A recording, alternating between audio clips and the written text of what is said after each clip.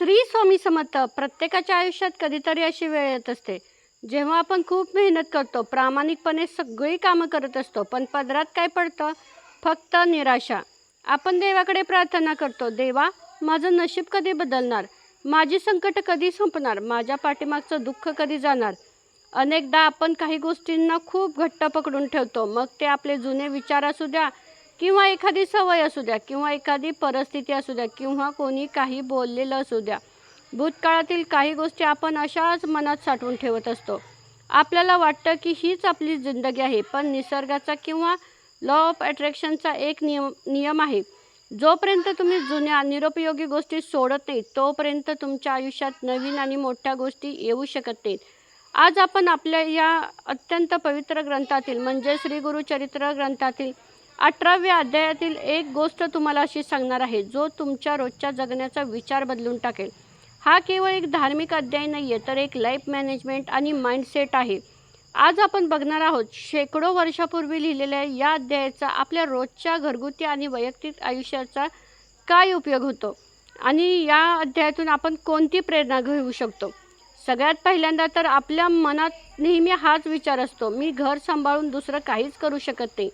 लोकांनी मला टोमणं मारलं, माझ्यावर अन्याय केला, म्हणून मी आता नेहमी दुःखीच राहणार. हा विचार गृहीत धरूनच आपण राहत असतो. माझ्याकडे पैसेच नाहीत, माझ्याकडे सुखच नाही, मी गरीबच आहे, अशी रोज कारणं देऊन रडत बसतो. आपल्या या छोट्याशा वेलालाच म्हणजे आपल्या छोट्याशा दुःखाला इतकं घट्ट पकडून ठेवतो की आपल्याला वाटतं याच्या पलीकडे जगच नाही आहे. पण जोपर्यंत तुमच्या आयुष्यातून तो जुना अमर्यादित विचार नष्ट होत नाही, तोपर्यंत देवाने तुमच्यासाठी जे ठेवलेलं आहे ते तुम्हाला कसं मिळणार?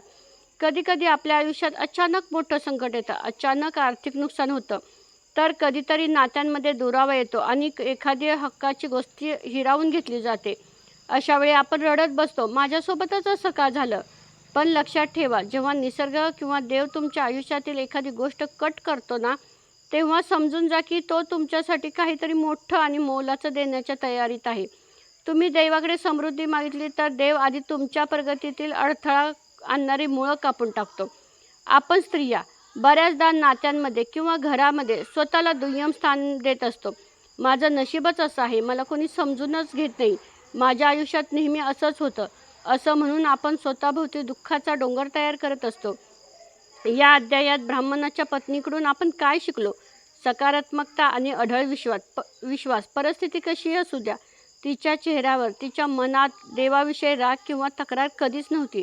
म्हणून तर फक्त 18वा अध्याय एकदा वाचा, म्हणजे तुम्हाला गोष्टी कळतील. बाबा, त्याचा आपल्या आयुष्याशी काय संबंध आहे. एक काम करा, तक्रार करणं बंद करा. घरात काही नाही, यापेक्षा काय आहे यावर लक्ष केंद्रित करा.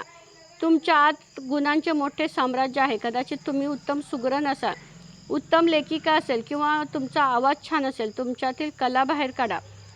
नकारात्मक गोष्टी मनातून काढून टाका. जसं की श्रीगुरूंनी तो वेल उपटून टाकला, तसं तुमच्या मनातील जुने अपमान, टोमणं, एखाद्याने दिलेला त्रास, शेजापाजारांनी लावलेले दोष मनात ठेवण्याऐवजी ते मनातून उपटून फेकून द्या. जेव्हा तुमचं मन रिकामं होईल, तेव्हाच त्यात नवीन सुख आणि समृद्धी प्रवेश करेल. आजपासून जेव्हा जेव्हा तुमच्या आयुष्यात कधीही कोणताही कठीण प्रसंग येईल, तेव्हा शांत राहा आणि स्वतःला सांगा, माझ्या आयुष्यातील जुना आठवणी पूर्णपणे निघून गेलेल्या आहेत आणि आता माझ्या आयुष्यात जे काही येणार आहे ते चांगलंच येणार आहे. आज रात्री झोपताना श्री गुरुचरित्र अध्याय 18वा थोडंसं वाचा आणि मनामध्ये पूर्ण आत्मविश्वासाने उद्याच्या नवीन दिवसाची सुरुवात करा. तुम्ही या घराचा कणा आहात. कधी स्वतःला कमी लेखू नका. नेहमी एक गोष्ट लक्षात ठेवा, जेव्हा देव तुमच्या हक्काची गोष्ट हिरावून घेतो ना, तेव्हा रडू नका. समजून जा की तो तुम्हाला त्यापेक्षा खूप मोठं काहीतरी देणार आहे. आयुष्यातील सुखाचा नवा मार्ग शोधायचा असेल ना, तर आधी दुःखाचा जुना वेल उपटून टाकायला शिका. तुमच्या अंगणातील संकटांचा वेल जेव्हा देवाने कापला असेल, तेव्हा समजा की सुखाचा हंडा शोधण्याची वेळ आली आहे. परिस्थिती कितीही कठीण असली तरी ज्यांच्याकडे अढळ श्रद्धा असते, त्यांच्या घरातून दारिद्र्य कायमचं पळ काढतं. दुसऱ्यांच्या टोमण्यांचा वेल मनात वाढवण्यापेक्षा तुमच्या आत दडलेल्या आत्मविश्वासाच्या सुप्त गुणांना बाहेर काढा. तक्रार करणं आजच बंद करा आणि जे आहे ना त्यात समाधानी राहा, कारण शांत आणि सकारात्मक मनामध्ये खरी समृद्धी वास करते. तुम्ही केवळ एक गृहिणी नाही आहात, तर तुम्ही संपूर्ण घराचा कणा आहात. स्वतःला कधीच कमी लेखू नका. जुन्या अपमानांचं ओझं मनातून उपटून फेकून द्या. मन रिकामं होईल, तेव्हाच त्यात आनंदाचा प्रवेश होईल. जोपर्यंत तुम्ही जुन्या निरुपयोगी गोष्टी सोडत नाही, तोपर्यंत तुमच्या आयुष्यात नवीन आणि चांगल्या गोष्टी कधीच येणार नाहीत. चिंता करणं सोडा, कारण या ग्रंथात सांगितलेलं आहे, जे जे होणार जया काळी निर्माण करी चंद्रमौळी.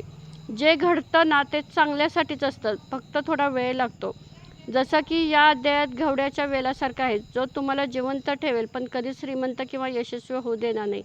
जेव्हा तुम्ही तुमचे प्रश्न देवावर सोडून पूर्ण शरणागतीने कर्म करतात, तेव्हाच आयुष्यात चमत्कार घडायला लागतात.